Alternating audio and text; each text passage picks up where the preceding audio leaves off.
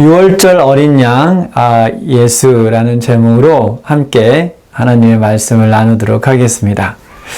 여러분, 우리가 살다 보면 굉장히 어디론가 이렇게 무거운 발길을 옮길 때가 있습니다. 이제 제가 돌이켜보면 제가 목회를 처음 나와서 첫 해에 친구 중에 한 명이 저한테 전화를 했어요. 그래서 이제 아프다는 건 알고 있었지만 이제 태어난 지 한 달이 된 아들인데 죽어가고 있어서 이제 친구 몇 명을 불러서 같이 기도하자고 이제 전화를 했던 거였어요. 근데 그 병원으로 가는 발걸음이 얼마나 무거웠는지 몰라요.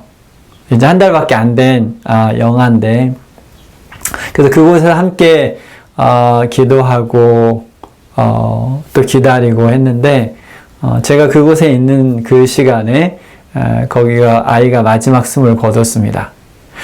정말 이제 목회를 하다 보면 많은 장례식장에 가지만 정말 가슴이 많이 아프고 찢어지는 그런 죽음이었던 것 같아요. 그때 엄마가 울면서 했던 말이 아직도 기억이 나요. 그래서 이 초유를 이게 얼려서 냉장고에 뒀다가 이제 아이가 그 우유를 마실 수 있으면 주려고 냉장고에 보관해 뒀는데, 그러면서 엉엉 울던 그 모습이 지금도 눈앞에서 이렇게 아른거리는 것 같습니다. 지금으로부터 한 4,000년 정도, 굉장히 오랜 세월이죠. 그때 한 아버지가 제 친구 아버지와 같은 그런 비슷한 마음으로 3일 길을 걸었던 아버지가 있습니다. 누군가요? 아브라함이죠. 자기 손으로 아들을 죽여서 번제로 드리라는 명을 받고 그 아들과 함께 3일을 걸었던 그 아버지.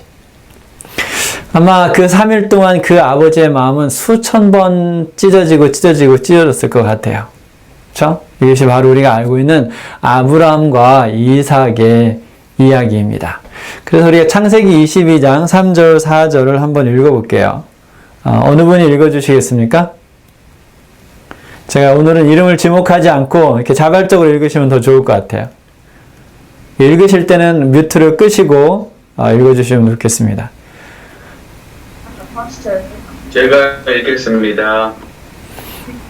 창세기 22장 3절로 4절 말씀.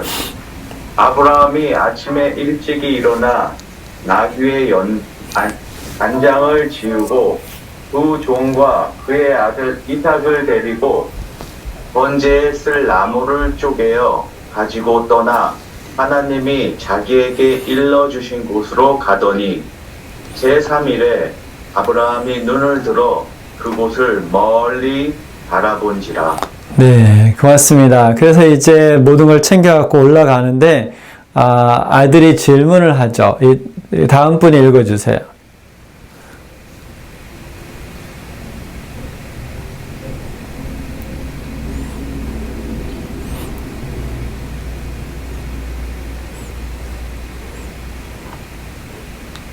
네, 구십사님 읽으시겠어요? 제가 읽겠습니다. 이삭이 그 아버지 아브라함에게 말하여 이르되 내 아버지여 하니 그가 이르되 내 아들아 내가 여기 있노라. 이삭이 이르되 불과 나무는 있거니와 번제할 어린 양은 어디 있나이까. 아브라함이 이르되 내 아들아 번제할 어린 양은 하나님이 자기를 위하여 친히 준비하시리니 하고 두 사람이 함께 나아가서. 네, 고맙습니다. 이렇게 이야기를 하고 결국은 아들을 묶어서 번제단에 올리고 이제 그의 칼이 아들 이삭의 목에 가까이 갈 때 우리가 이야기를 알고 있죠. 그렇죠? 하늘에서 음성이 들려서 그 아브라함의 손을 멈춥니다. 근데 그 멀지 않은 곳에 이제 양이 뿔이 이제 숯불에 걸려서 있는 것을 보고 그 양을 데려다가 이제 이삭이 누워있던 그곳에 이제 번제로 드리죠.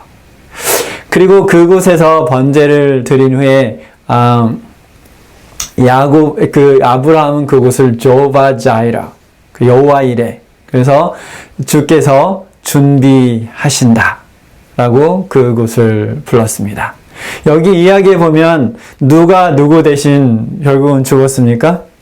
네, 이삭 대신 양이 번제로 죽은 것을 볼 수 있습니다. 그 사건이 있은 후에 한 400여 년의 세월이 흘러가죠. 그렇죠? 그때는 이스라엘이 이집트에서 살고 있었을 때입니다. 근데 그때 왕이었던 그 바로 왕이 우리가 출애굽기를 읽고 있는데 어떻게 했습니까? 그들의 삶을 힘들고 어렵게 고된 노력을 통해서 삶을 힘들게 했죠. 그래서 그들이 하나님께 울부짖으니까 하나님이 그 음성을 들으시고 모세를 보내서 그들을 그 이집트의 노예의 삶으로부터 구원해내는 것을 볼 수 있습니다. 그런데 바로의 그 고집이 엄청나죠. 그렇죠? 그래서 결국은 하나님께서 계속해서 재앙으로 바로와 그 이집트를 칠 수밖에 없었습니다. 그 모든 재앙 하나하나가 전례 없었던, 그들이 보지 못했던 엄청난 큰 재앙이었습니다. 그런데 그 10번째 재앙을 우리가 기억하죠. 그렇죠? 그 10번째 재앙을 보면 약간 그 미스테리컬해요. 약간 신비적이죠. 왜 그러한 구체적인 규율을 주셨는지 약간 의아할 수도 있어요. 좀 왜 이런 것을 이렇게 했을까? 라고 의아해할 수 있는 여러 가지 그 규칙을 하나님께서 말씀하십니다. 그렇죠? 그래서 그달 10일째가 되면 모든 가족이 그 양을 준비하라고 했습니다. 그리고 그 양은 흠이 없어야 됐고, 그래서 그 양을 언제까지 보관하고 있었습니까? 14일째까지 그 양을 갖고 있다가 그 다음에 해질녘에 그 양을 잡았죠. 그리고 그 양의 피를 그 문설주와 문틀에 발랐습니다. 그러면 하나님께서 뭐라고 말씀하셨냐면 하나님께서 천사들 보내서 그 이집트의 장자들을 칠 때 그 피를 보고 그 피가 묻어있는 집은 넘어간다 그래서 패스 오버 이렇게 넘어가는 거예요. 근데 그 양을 불에 굽고 그리고 무교병 그리고 이스트가 들어가지 않은 바와 같이 먹고 그 다음에 이것을 생거로 먹거나 물에 끓여서 먹어서는 안 되고, 그리고 그것이 아침까지 남으면 태워버려야 하고, 그렇죠? 그리고 또 그 양의 뼈를 부러뜨리지 말라고 했습니다. 그리고 문설주를 바른 어디에? 그 집 안에 머물러 있어야 살 수 있다고 했습니다. 이렇게 보면 그렇게 필요할 것 같지 않은 규칙들을 이 6월절에 대한 그것을 말씀하시면서 6월절 어린 양에 대한 것을 말씀하시면서 필요하지 않을 것 같은 규칙들을 준 것처럼 보일 수 있어요. 그렇죠? 그리고 나서 이제 하나님께서 모세에게 이렇게 이야기했습니다. 출애굽기 12장 12절에서 13절에 보면 아까 지민이가 읽으려고 했었는데 어디 갔나요? 네, 딴 분이 그러면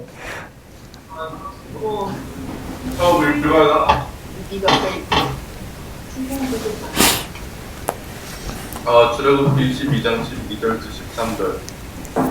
내가 그 밤에 애굽 땅에 갔으며 사람이나 짐승을 막 불어나고 애굽 땅에 있는 모든 처음 난 것을 다 치고 애굽의 모든 신을 내가 심판하리라. 나는 여호와라.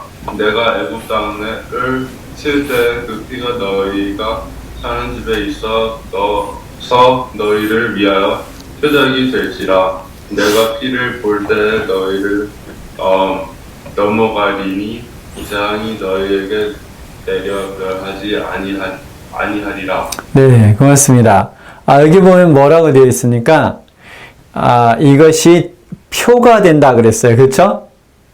표적이 돼서 그 피를 보면 그 집을 넘어가겠다라고 했어요. 그리고 그날 밤에 이제 10번째 재앙, 장자들의 죽음이 이집트를 덮칩니다. 그래서 왕위에 오를 왕의 바로의 아들과 그 모든 신하들의 아들과 이집트에 살고 있는 모든 이집트 사람들의 장자와 동물, 첫째 난 동물들이 그날 밤 다 죽음을 맞이하죠. 그와 동시에 그날 밤에 이스라엘 백성들이 어디를 떠납니까? 네, 이집트를 떠납니다.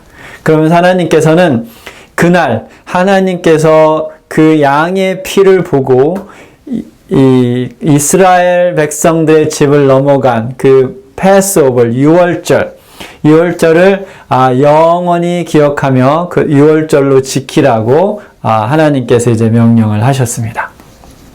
근데 좀 아까 말씀드렸던 것처럼 그렇다면 왜 이러한 그 율례들이 유월절 안에 포함되어 있을까? 라는 그 질문을 할 수 있는데 그것에 대한 답을 한번 찾아보도록 하겠습니다. 먼저 우리가 성경은 왜 기록되었습니까?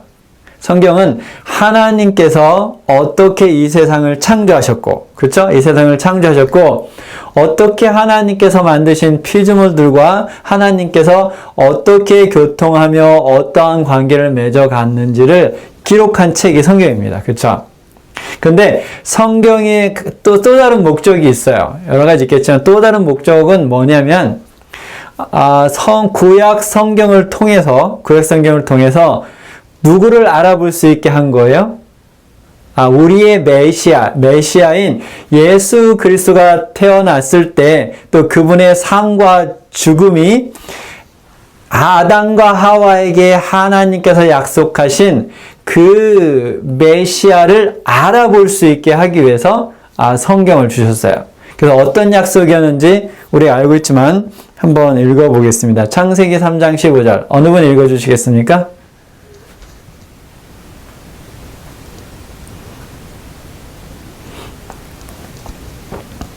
내가 너 여자와 원수가 되게 하고 내 후손도 여자의 후손과 원수가 되게 하리니 여자의 후손은 내 머리를 상하게 할 것이요 너는 그의 발꿈치를 상하게 할 것이니라 하시오. 네, 고맙습니다. 이렇게 하나님께서 아담과 하와에게, 물론 이 계획은 창조 이전부터 갖고 계셨어요. 하나님께서 모든 걸 아시니까, 그렇죠? 근데 아담과 하와가 죄를 지은 이후에, 선악과를 먹은 이후에 메시아를 통해서 또 그의 희생을 통해서 아담과 하와와 그의 후손들이 다시 하나님과 하나가 될 것을 약속을 하셨어요. 그리고 그 여자의 후손을 우리가 알아볼 수 있게 하기 위해서 구약 성경이 기록되어 있습니다. 근데 우리가 지금 읽고 있는 출애굽기도 두 가지의 큰 이렇게 기둥이 있어요. 그 하나는 우리가 이 문학적으로 봤을 때 어떤 내용을 기록하고 있습니까? 하나님께서 어떻게 이집트에서 노예 생활을 하고 있는 이스라엘 백성들을 가나안 땅으로 인도하셨는지를 인도하는 그 과정을 기록하는 것이 출애굽기죠. 그렇죠? 그런데 우리가 봐야 하는 또 다른 기둥은 뭐냐면 하나님께서 어떻게 죄의 노예로 살고 있는 그 죄인들을 예수 그리스도 안에 있는 예수 그리스도 안에서 어떻게 구원에 이르게 하고 어떻게 새하늘과 새 땅에 이르게 하는지를 보여주는 책이 출애굽기입니다. 그래서 바로 그날 유월절에 죽었던 그 어린 양, 유월절에 죽었던 그 1살짜리 어린 양이 결국은 누구를 대표합니까? 십자가에서 돌아가신 예수 그리스도를 표징하고 있습니다. 이렇게 봤을 때 제가 시작할 때 또 아브라함과 이삭 이야기를 했죠. 그렇죠? 그때 이삭 대신 죽었던 양 역시 누구를 표상하고 있습니까? 네, 예수 그리스도의 그 보혈을 표상하고 있어요. 그래서 우리가 부자 선지자 읽어보면 그곳에서 아브라함이 누구를 경험합니까? 예수 그리스도의 보혈을 또 예수 그리스도를 통한 구원을 그곳에서 아들을 번제로 드리려고 했던 그곳에서 여호와 일에 바로 그곳에서 경험을 하죠. 그래서 제가 지난주에 이제 우리가 출애굽기 6장 6절을 읽었잖아요. 그렇죠? 그 6장 6절을 읽었을 때 내가 나의 강한 손으로 너를 구속하여 낸다 그랬어요. 구속하여. 그렇죠? 근데 그들이 결국은 어디를 건너갑니까? 홍해를 건너가죠. 그렇죠? 홍해를 건너간 후에 모든 이집트의 병사들이 물속에 잠기는 것을 보면서 모세와 이제 그 백성들이 노래를 합니다. 모세의 노래. 그렇죠? 근데 그 모세의 노래를 잘 들어보면 우리가 한 두 절만 볼게요.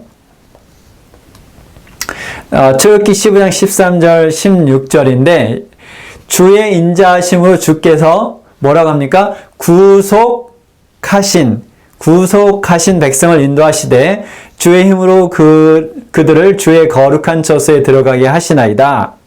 놀람과 두려움이 그들에게 임함에 주의 팔이 크므로 그들이 돌같이 침묵하였사오니 여호와여 주의 백성이 통과하기까지 곧 주께서 어떤 백성이? 주께서 사신 백성이 통과하기까지 였나이다 라고 했어요. 그러면 하나님께서도 이런 경제 용어잖아요. 주고 사는, 그죠? 다시 사는 이런 용어를 왜 썼을까요? 그러면 우리가 그냥 출애굽기만 보면 하나님께서 무엇을 주고 이스라엘 백성을 사셨지?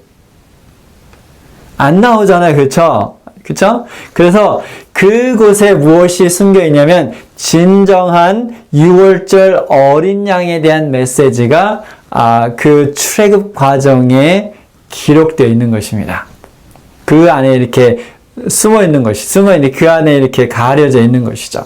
그래서 성령을 통해서 성경을 읽다 보면 그것을 볼 수 있게 되는 것입니다. 그래서 그날 저녁에 6월절 그 저녁에 각 가족이 준비했던 그 어린 양, 그것은 바로 죄의 노예로부터 우리를 구원하시기 위해 십자가에 돌아가신 바로 예수 그리스도를 표상하는 것입니다. 그날 그 죽음을 이뤄온 천사들이 어떻게 했다고 했습니까? 그 죽음으로부터 벗어날 수 있는 유일한 길은 다른 방법이 없었어요. 어떤 과학적인 어떤 무기도 할 수 없었고 양의 피를 바르는 것이었어요. 그 길밖에는 이스라엘 백성들이 살 길이 없었습니다. 마찬가지로 이 죄인이 구원받기 위해서는 예수 그리스도의 보혈의 피, 그 방법밖에는 다른 방법이 없어요. 인간의 어떤 노력과 수고라도, 어떤 지혜라도, 어떤 희생이라도 그 구원에 이르게 할 수 없습니다. 오직 무엇만이? 오직 예수 그리스도의 보혈의 피만이 죄로부터 우리를 구원할 수 있는 것입니다. 그렇기 때문에 예수님께서 이제 침례를 받기 위해 침례 요한에게 나아갈 때 그 예수님의 모습을 본 침례 요한이 뭐라고 합니까? 보라, 세상 죄를 지고 가는 하나님의 어린 양이로다. 이렇게 얘기했어요. 근데 이것을 바울이 고린도 교회에 편지를 쓸 때 이 하나님의 어린 양을 좀 더 구체적으로 6월절에 맞춰서 이야기를 합니다. 다음 성경절 한번 볼까요? 누가 한번 읽어주시겠어요?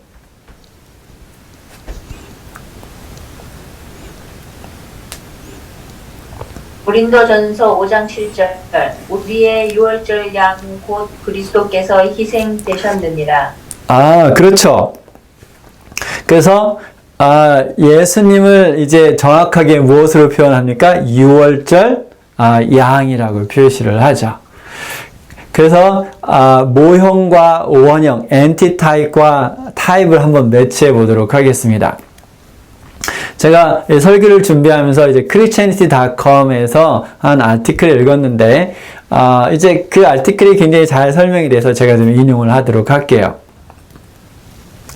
그날, 이제 예수님께서 십자가에 달리시던 그날 9시가 됐을 때, 이스라엘의 대제사장은 이제 그날 6월절 양을 이제 그 제단, 번제단 옆에 묶어 뒀습니다. 바로 그 시간 예수 그리스도께서는 이 예루살렘 성 밖에서 어떻게 되셨습니까? 십자가에 달리셨어요. 그의 사지에 못을 박았죠. 그렇죠?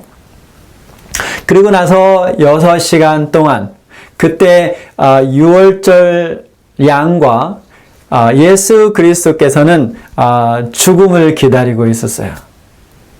그리고 마침내 오후 3시, 9시라고 성경은 표시하죠. 그렇죠? 그게 오늘날 시간으로는 이제 오후 3시인데, 오후 3시가 되었을 때, 이제 대제사장이 양을 잡아서 번제로 드립니다.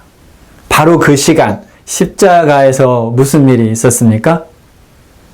십자가에서 바로 같은 시간에 하나님께서는 우리 인류의 모든 죄를 예수 그리스도에게 얹으시고 그분께서 우리를 대신해서 돌아가시는 것을 허락하셨습니다.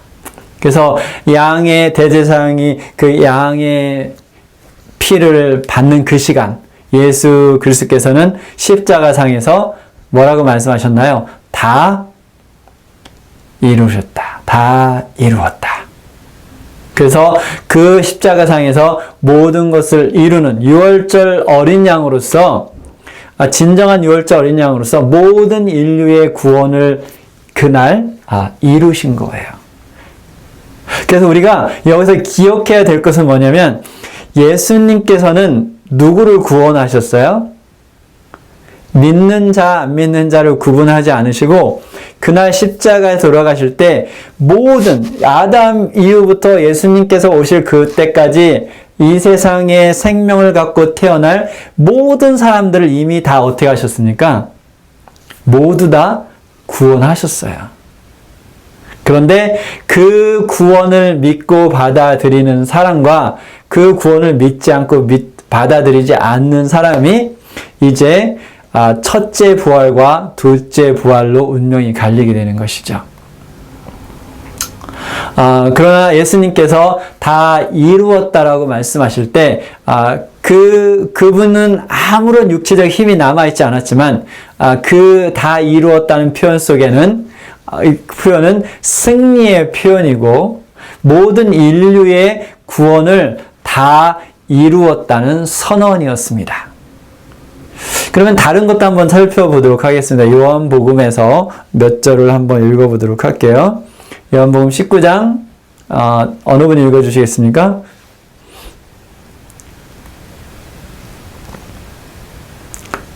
두 번 읽으셔도 상관없어요.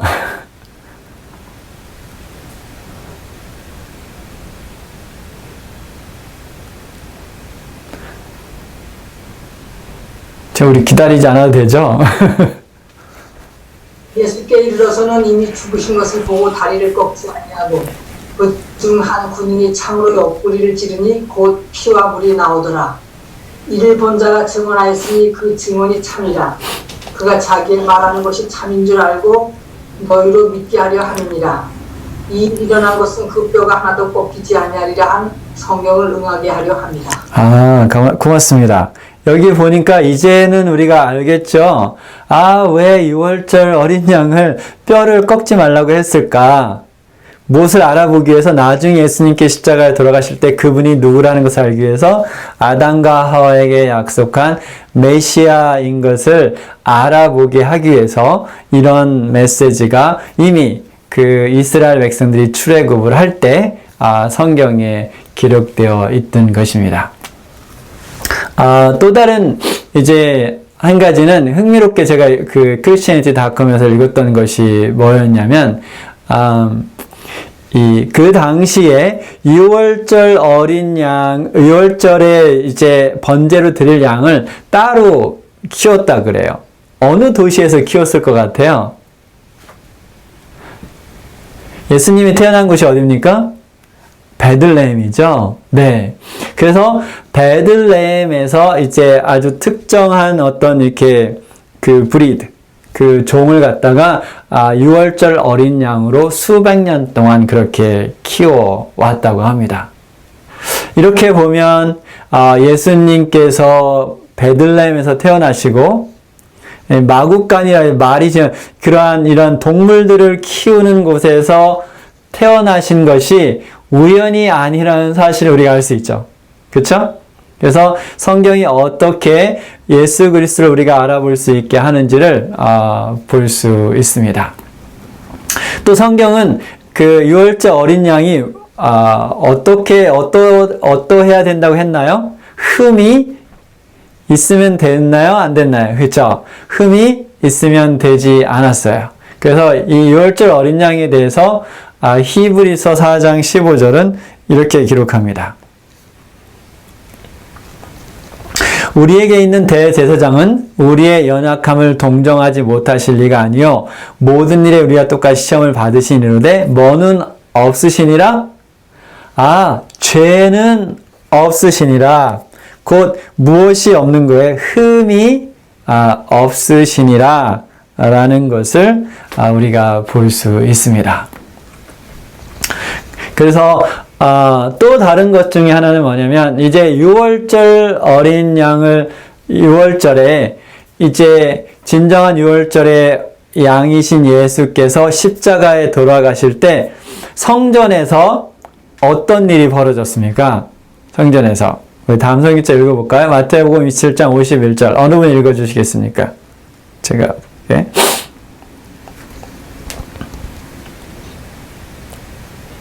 제가 읽을게요. 마태복음 27장 51절 이에 성소비장이 위로부터 아래까지 찢어져 둘이 되고 땅이 진동하며 바위가 터지고. 네, 고맙습니다. 이게 무슨 의미입니까? 이제 지금까지 그 유월절 어린 양이신 예수 그리스도를 상징하던 이 성소 제도, 그것이 예수님께서 십자가에 돌아가시는 그 순간 더 이상 존재할 이유가 없어지죠. 그래서 그 커튼이 위에서부터 밑으로 찢어졌다 그랬어요. 이것은 무슨 의미입니까? 그게 이런 우리가 집에서 보는 그런 커튼이 아니에요. 엄청난 커튼이죠. 그것이 위에서부터 밑에서 찢어졌다는 것은 사람이 찢은 것이 아니라 다른 외부의 힘이 그것을 둘로 찢었다는 사실을 알 수 있죠. 이것은 동물을 제물로 드리는 성소 제도의 끝을 표시합니다. 왜 그럴까요? 더 이상 유월절 어린 양을 드릴 이유가 없죠. 왜요? 이미 진정한 유월절 어린 양이신 예수께서 십자가에 돌아가심으로 모든 인류의 구원을 이루었기 때문에 더 이상 그렇게 할 이유가 없어지는 것입니다. 다음은 이제 또한 예수님께 십자가에 돌아가신 것은 다니엘 9장의 예언의 성취인데 우리가 이것을 오늘 자세히 보지는 못하고 성경절을 읽고 도표를 보여드리는 걸로 하도록 하겠습니다. 27절까지인데 3개의 슬라이드로 나눠서 읽어볼게요. 좀 기니까. 어느 분이 24절 읽어주시겠습니까?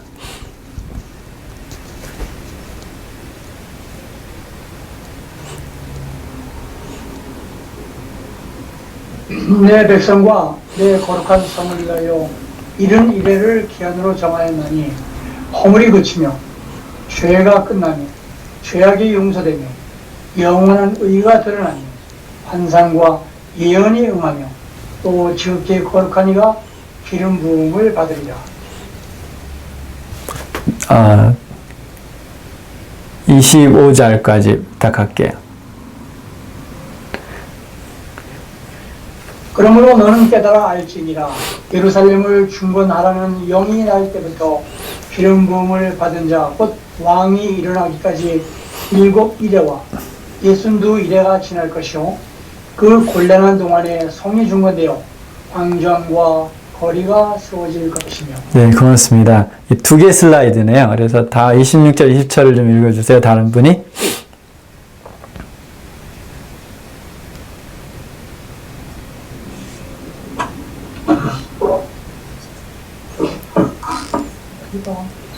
환자가 읽는 거야?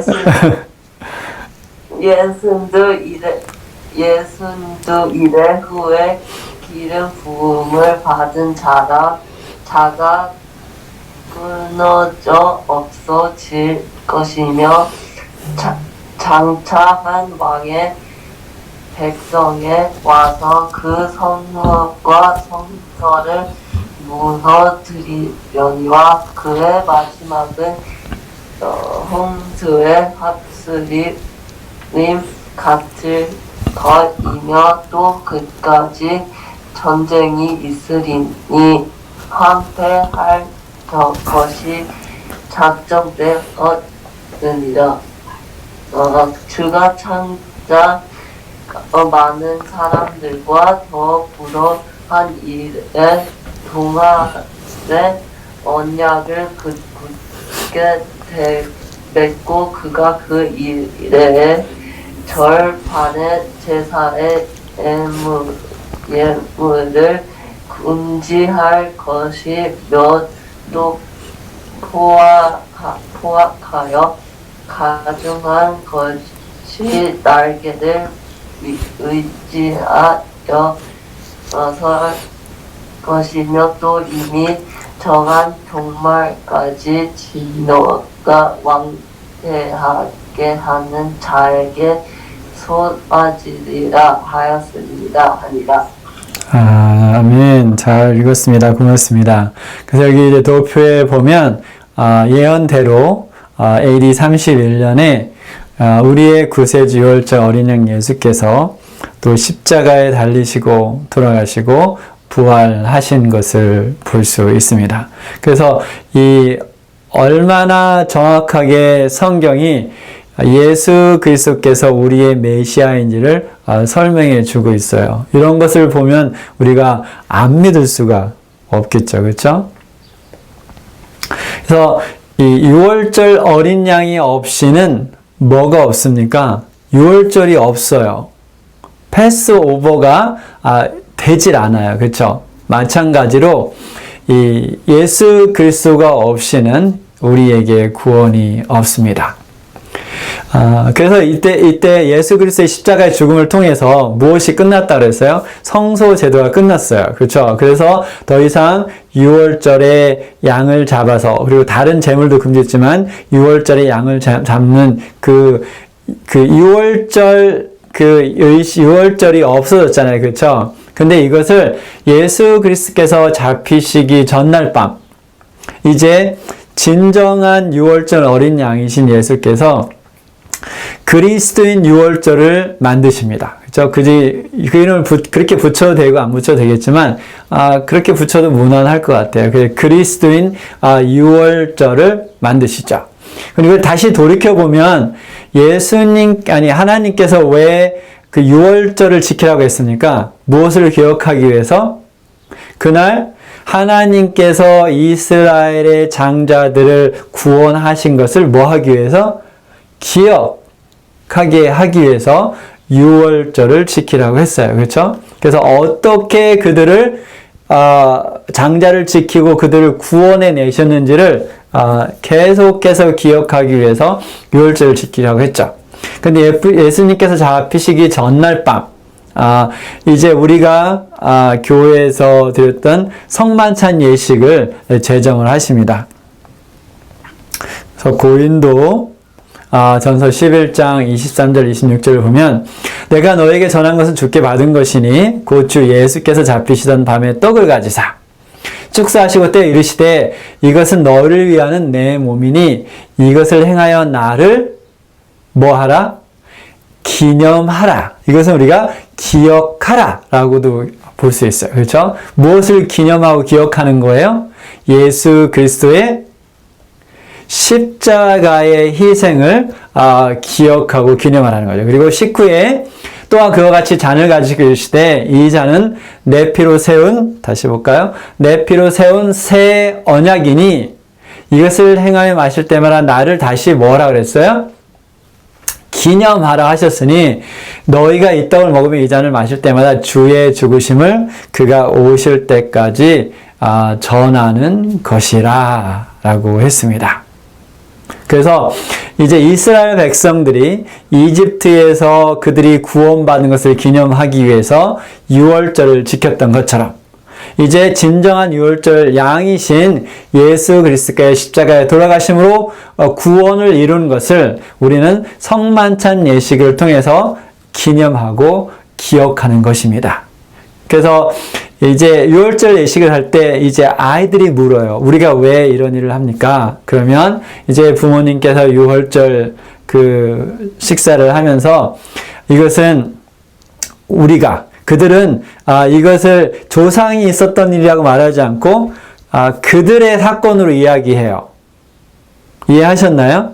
그들이 이집트에 나온 것은 아니죠. 그렇죠? 몇 천 년 전에 그들의 조상들이 나온 건데 오늘날에도 유월절을 지키는 이스라엘 백성들은 우리가라 그래요. 그 조상들이 한 경험이 누구의 경험이라고요? 현재 자기들의 경험이라는 거죠. 그래서 우리가 이집트를 나올 때 이렇게 하는 거죠. 그것이 오늘날 우리의 이 그리스도인에게도 똑같이 적용할 수 있습니다. 우리가 왜 성만찬 예식을 합니까? 라고 한다면 우리가 죄인 되었을 때, 그렇죠? 예수 그리스도께서 십자가에 돌아가셔서 그 사건은 역사상 한 번밖에 없는 사건이었죠. 2000년 전에 예루살렘 성 밖에서 있었던 인류 역사상 한 번밖에 없는 사건이었지만 그 사건이 결국은 모든 사람이 예수 그리스도를 구주로 영접할 때 그것이 자기의 사건으로 이루어지는 것이죠. 그래서 저의 사건으로 말한다면 김덕수가 죄로 인해서 죽을 수밖에 없는 운명에 있을 때 예수 그리스도께서 십자가에 돌아가시면서 나의 모든 죄를 속하셨기 때문에 내가 구원받은 것을 기념하기 위해서 성만찬 예식을 하는 거죠. 이해하셨나요? 네, 이렇게 구원은 개인적인 것이에요. 그래서 출애굽 사건은 그냥 단순히 이스라엘 백성들이 몇 천 년 전에 이집트에서 나와 가나안 땅으로 간 사건이 아니라 결국은 죄로 인해서 영원히 죽을 수밖에 운명이 있었던 나를 예수 그리스도의 십자가의 보혈로 구원하신 예수 그리스도의 보혈의 피로 구원받은 것을 기념하는 나의 기념일이라는 것이죠. 여기에 이미 예수 그리스도를 받아들이고 침례를 받으신 분들은 오늘 다시 한번 이것을 마음속에 간직하시기 바랍니다. 그리고 고백하시기 바랍니다. 나를 위해서 십자가에 돌아가신 예수 그리스도의 사랑에 감사합니다. 그리고 이제 그 침례를 받으실 분들은 이것을 마음속에 새기고 침례를 받을 수 있게 되길 바랍니다. 예수 그리스도의 십자가의 보혈을 통해서 그 사건을 통해서 그러니까 여러분이 침례를 받으실 때 여러분은 개인적으로 출애굽을 경험하는 거예요. 죄에서 의로움으로 죽음에서 생명으로. 그래서 이 유월절 진정한 유월절 어린 양을 통해서 다시 한번 여러분의 마음속에 구원의 확신과 구원의 기쁨이 넘쳐나고 그 구원의 확신과 기쁨을 우리 주변에 있는 모든 사람들에게 나누며 다시 오실 예수 그리스도를 맞이할 수 있기를 간절히 바라면서 말씀을 마치도록 하겠습니다.